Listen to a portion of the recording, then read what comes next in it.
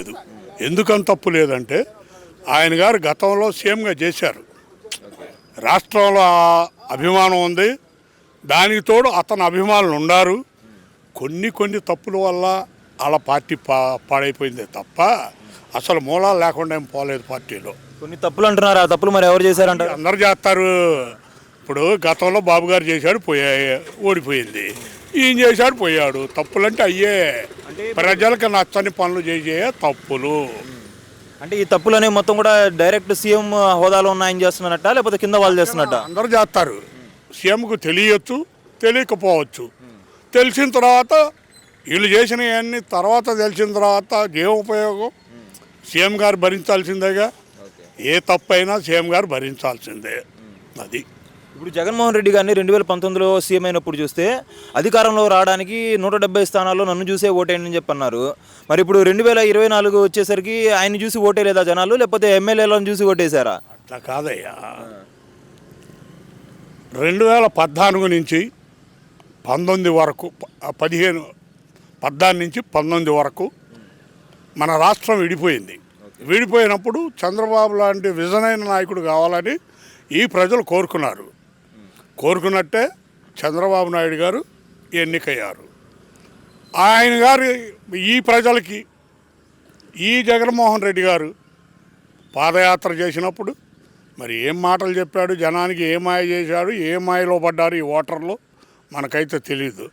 మన ఓటర్లు ఎవరైనా సరే ఏ రాజకీయ నాయకుడు ప్రలోభాలకే లొంగుతారు. ఇప్పుడు జగన్మోహన్ రెడ్డి గెలవడంటారు, ఆ టైం 2029లో ఏమో మనకేం తెలుసు. ఈ ప్రజలే తిట్టిన ప్రజలే ఓట్లు వేయొచ్చుగా, వేయకూడదని ఎక్కడా లేదు కదా. ప్రజల చేతిలో ఉన్నంత వరకు ప్రజలు ఏం చేస్తే అదే జరుగుద్ది. అదే జగన్మోహన్ రెడ్డి గారు 19 నుంచి 24 వరకు ఆయన చక్కని పరిపాలన చేసి ఉంటే ఈ పరిస్థితి ఉండేది కాదు. వారికి ఎవరైనా సొంత నిర్ణయాల వల్లే దెబ్బతింటారు.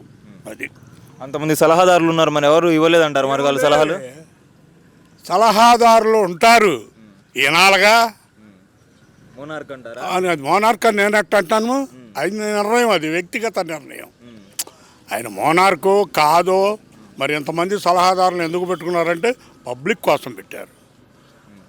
ఒక్క విజన్ ఉన్న జగన్మోహన్ రెడ్డి గారు ఓ 40 మంది సలహాదారులు ఉన్నారు అంటే ఓటర్లు ఏమనుకుంటారు, ఇంత గొప్ప నాయకుడు సలహాదారులు పెట్టుకున్నాడు, ఈ ప్రజలను ఉద్ధరించాలని ఆయన గారు ఆలోచించాడు. కానీ అనుకుంది ఒకటి, జరిగింది ఒకటి. సరేనండి, ఇప్పుడు సంక్షేమ పథకాలు అనేవి బాగా అడిక్ట్ అయిపోయారు ఇక్కడ జనాలు మొత్తం కూడా, ఆంధ్ర రాష్ట్ర ప్రజలు కావచ్చు, లేకపోతే భారతదేశం మొత్తం మీద కావచ్చు. ఆ పథకాలు అసలు అవసరం అంటారా? సంక్షేమ పథకాలు లేకపోతే గవర్నమెంటే లేదు. బాగా అర్థం చేసుకోండి. గ్రౌండ్ లెవెల్లో ఉన్నదంతా లేబర్, చిన్న చితక వాళ్ళే కదా ఓటింగ్కి పాల్గొనేది. మధ్యవర్తి, నేను మిడిల్ క్లాస్ ఫ్యామిలీ, నాకు గవర్నమెంట్ తరఫు నుంచి ₹1 కూడా రాలా. అట్లానే కొద్దిగా డబ్బు ఉండేవాళ్ళు, అప్పర్ మనీ ఉండేవాళ్ళు, ఈ ముగ్గురు ఓటు వేయట్లా సరిగా. వేసేది లేబరే. ఆ లేబర్కి ఆశ చూపిస్తే కదా, ఆశ పథకాలు ఇవ్వాలి, మనీ ఇవ్వాలి, అన్నీ ఇచ్చినప్పుడు వాళ్ళే ఓటింగ్ వస్తుంది. వీళ్ళు ఎవడు రావట్లా, మిడిల్ క్లాస్ వాడు, ఆ పయ్యోడు ఎవడు రావట్లా. ఎక్కడన్నా వస్తున్నారా, తలుపులు వేసుకొని పండుకుంటున్నారు ఇంట్లో, భయం వస్తే కొడతారేమో అని. ఈ కింద స్థాయి వాళ్ళ వల్లే ఈ అధికారం నిలబడుతుంది. వీళ్ళు ఏ ప్రోగ్రాం చేసినా వాళ్ళకే చేస్తారు తప్ప మిడిల్ క్లాస్ వాళ్ళు, అప్పర్ ఉన్న వాళ్ళకి ఏం చేయవసరంలా. మిడిల్ క్లాస్ మాలాంటి మిడిల్ క్లాస్ ఫ్యామిలీలు ఈ గవర్నమెంట్ ఆదుకోవాలని కూడా మనస్ఫూర్తిగా కోరుకుంటున్నాను. ఇంకోటి, ఇప్పుడు చంద్రబాబు నాయుడు గారు వరుసగా సమీక్షలు సమావేశాలు నిర్వహిస్తున్నారు రైతులకు సంబంధించి గిట్టుబాటు ధరల గురించి, వాటికి వీటికి. నిజంగా ఈ గిట్టుబాటు ధరలన్నీ కూడా దేశ విదేశాల్లో జరిగేటువంటి పరిణామాలను బట్టి మారుతూ ఉంటాయా, లేకపోతే రాష్ట్ర ప్రభుత్వం వైఫల్యాల వల్ల తగ్గుతున్నాయంటారా? రాష్ట్ర యొక్క వైఫల్యాలని మేము చెప్పలేం. ఎందుకంటే ఈ మార్కెట్లు అనేది అప్ అండ్ డౌన్గా జరుగుతుంటాయి. ఇవన్నీ కూడా పెద్దవాళ్ళ చేతుల్లోనే ఉంటాయి. అన్నీ పెరగాలంటే పెరుగుద్ది. ఇప్పుడు లక్కీ భాస్కర్ సినిమా చూసావా? మరి ఆ రకంగా మనకేమైనా తెలుసా? షేర్లు పడిపోవాలంటే పడిపోతాయి, లెగవాలంటే లెగుతాయి. ఎవరి చేతిలో ఉండేవి అన్నీ? ఆ స్థాయి చేతుల్లో ఉంటాయి. ఇది కూడా అంతే, ఇక్కడ కూడా ఆ స్థాయి చేతుల్లోనే జరుగుతుంటాయి. వైసీపీ వాళ్ళు ఏం చెప్తున్నారంటే మేము అధికారంలో ఉన్నప్పుడు అసలు ఎవరితో పొత్తులు లేకపోయినా కానీ మేము గిట్టుబాటు ధరలు కల్పించాం, వీళ్ళు ముగ్గురు కలిసి కూడా మాకు గిట్టుబాటు కల్పించలేకపోతున్నారని చెప్పి వాళ్ళు అంటున్నారు. ఇది ముమ్మాటికి రాష్ట్ర ప్రభుత్వ వైఫల్యం అని చెప్పి అంటున్నారు వాళ్ళు. వాళ్ళు చెప్తారండి. ప్రతిపక్షంలో ఉన్నటువంటి వైసీపీ వాళ్ళు, ప్రతిపక్షంలో ఉందా వైసీపీ? మరి ఏడుంది? 11 మంది, రెండు అంకెలు, 2 నామాలు ఉన్నాయి. అసలు ప్రతిపక్ష హోదా పోషిస్తే కదా, ఇద్దరున్నానే ముగ్గురున్నానే గట్టిగా మాట్లాడితే కదా. ఇవ్వడానికి ఎందుకు భయపడుతున్నారు మరి రాష్ట్ర ప్రభుత్వం వాళ్ళు? ప్రతిపక్ష హోదా వాళ్ళు అడుగుతా ఉంటే మరి ఎవరు ఎందుకు ఇస్తారు? ఒక దామాషా ఉందిగా, అసెంబ్లీలో ఓ 10%, 175, 17, 18 కావాలా. ఇప్పుడు మొన్న అంతకుముందు చంద్రబాబు గారిని పీకడానికి శతవిధాల ప్రయత్నం చేశారు జగన్మోహన్ రెడ్డి గారు. అవునా కాదా? 23 ఉన్నప్పుడు పీకాడు నలుగురిని, 19కి వచ్చింది. ఆ 19 కూడా మైనస్ చేయాలని ట్రై చేశారు, కానీ సక్సెస్ అవ్వాలా. ఆయనకి ప్రతిపక్ష హోదా అట్లానే ఉంది. బతకుండా ఉన్నటువంటి ఆయన గారికి ఎట్లా ఇస్తారు? ఇవ్వరు కదా. ఆయన తపన ప్రజల్ని ఈ రకంగా నమ్మించాలనే ఒక ఆలోచనతో జగన్మోహన్ రెడ్డి గారు ప్రయాణం చేస్తున్నాడు. నాకు ప్రతిపక్ష హోదా ఇస్తే నేను అసెంబ్లీకి వస్తా, అసెంబ్లీకి వచ్చి మాట్లాడతా అని చెప్పి అంటున్నాను. మరి ఇవ్వచ్చు కదా, వచ్చి మాట్లాడతా. ప్రతిపక్ష హోదా గురించి వద్దు, ఈ ప్రజల కోసం నువ్వు మాట్లాడాలా. అసెంబ్లీకి రా, అసెంబ్లీలో ప్రత్యేకమైన స్థానం ఇచ్చారు పక్కన. ఈ 11 మందితో నువ్వు మాట్లాడు. మాట్లాడొద్దని చంద్రబాబు నాయుడు గారు అడ్డం పెట్టాడా? మామూలు ఎమ్మెల్యేగా ఉంటే మాట్లాడడానికి సభా సమయం ఎక్కువ ఇవ్వరు, అదే ప్రతిపక్ష హోదా అంటే ఎక్కువగా క్వశ్చన్ చేయొచ్చు. ప్రజల గురించి మాట్లాడితే ప్రజల మద్దతే నీకు వస్తుంది. నువ్వు ప్రజల గురించే మాట్లాడు.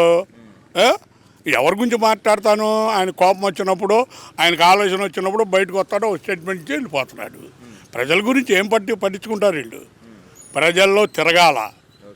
గెలిచినా గెలవకపోయినా ఏ రాజకీయ నాయకుడు ప్రజల్లో ఉండాలి. 27లో మళ్ళీ పాదయాత్ర స్టార్ట్ చేస్తాను, ఈసారి 5,000 కిలోమీటర్లు తిరుగుతానని చెప్పంటున్నాం. పరిస్థితులు ఎలా ఉంటాయంట? అది ప్రజాస్వామ్య హక్కు అండి. అది 5,000 కిలోమీటర్లు తిరగవచ్చు, డోర్ టు డోర్ వెళ్ళొచ్చు, ప్రతి వాడిని ముద్దు పెట్టుకోవచ్చు. ఆయనకి ఆ రాజ్యాంగం కల్పించిన హక్కు అది. మనమేం చేస్తాం? అది రాజశేఖర రెడ్డి గారిని జగన్మోహన్ రెడ్డి గారిని కంపారిజన్ చేస్తే ఏందంటారు? మరి ఏం తెలిసింది మీకు? అయ్యా, రాజశేఖర రెడ్డి గారు ధర్మాత్ముడు. రాజశేఖర రెడ్డి పరిపాలన దక్షత కలిగిన నాయకుడు. అలాంటి నాయకుడికి ఇలాంటి నాయకుడికి పొంతన పెట్టడం ఏమాత్రం బాగోలేదు. ఆయన కడుపును పుట్టొచ్చు, కానీ పుట్టిన పిల్లలంతా ప్రయోజకులు అవుతారనేది తప్పు. ఉదాహరణ, ఒక ఇంట్లో 4 ఉంటారు, 4 దోవలు ఉంటారు, ఒకడు మంచోడు అవుతాడు, తండ్రి పేరు. అట్లానే ఈయన కూడా అదొక రకం. ఈయన కూడా చెప్పాడు, 5 సంవత్సరాలు పరిపాలనకి ఎక్కినప్పుడు ఇక్కడ స్టేడియంలో 6 నెలలు చూడండి, రాజశేఖర రెడ్డి గారు కూడా మరిపించే బాధ్యత నాది అన్నాడు. కానీ మరిపించడం కాదు, గుర్తు చేశారు.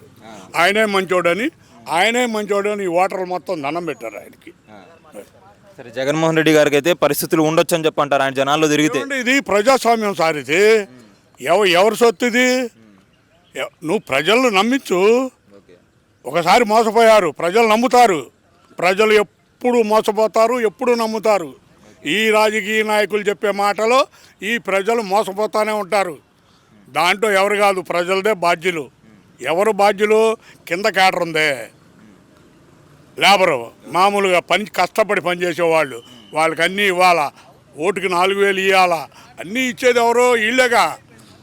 మరి నిజమైన ప్రజాస్వామ్యంలో 4,000 ఇవ్వకుండా గెలవమనండి, గెలుస్తారా వీళ్ళు? గెలవరు కదా. ఇవన్నీ మామూలుగానే జరుగుతాయి. అది ఇంకోటండి, ఇప్పుడు జగన్మోహన్ రెడ్డి గారు ఏ బుక్లో కావాలంటే ఆ బుక్లో పేరు రాసి పెట్టుకోండి, వచ్చిన తర్వాత వాళ్ళు రిటైర్ అయినా కానీ తీసుకొస్తాను అది ఇది అని చెప్పి అంటున్నారు. ఎక్కడికి తీసుకొస్తా అంట? తీసుకొచ్చి జైల్లో వేస్తాను వాళ్ళు. ఇప్పుడు నాలాంటి వాడు ఏదన్నా చిన్న తప్పు చేస్తాడు, నన్ను కూడా వేస్తాడు జైల్లో. ఇప్పుడు ప్రజాస్వామ్యం అంటే ఏంటి? మాట్లాడే హక్కు, వాక్ స్వాతంత్రం. మనదేమి ఏది పాకిస్తాన్ కాదుగా, మాట్లాడే హక్కు ఉండాలిగా. మన ప్రజా హక్కు కలిగినటువంటి దేశం ఇది. మనం ఎవరినైనా మాట్లాడతాం. అయితే మరి అలా చేయడానికి ఆస్కారం ఉండదంటారు. మరి ఇలాంటి స్టేట్మెంట్స్ ఇచ్చేటప్పుడు జనాలు మరి ఆయన యాక్సెప్ట్ చేస్తారా అంటే ఆ టైం వచ్చినప్పుడు ఈ మొత్తం ఏం పట్టించుకోరు, ఇప్పుడు వాళ్ళు చెప్పే ప్రలోభాలు పట్టించుకుంటారంట. ఉదాహరణకి 2014కి ముందు ఆయన జైల్లో పెట్టారు 16 నెలలు. మరి ఎందుకు వేశారు ఓటు? ఎందుకు వేశారు సార్? సెంటిమెంట్. ఈ ప్రజలు ఎవరిని నమ్ముతారో ఎవరికి గ్యారంటీ లేదు. ఓకే. ఆ టయానికి ఏం జరగాల్సి ఉంటే అవి జరుగుతూ ఉంటాయి. అది విషయం. Okay, thank you sir.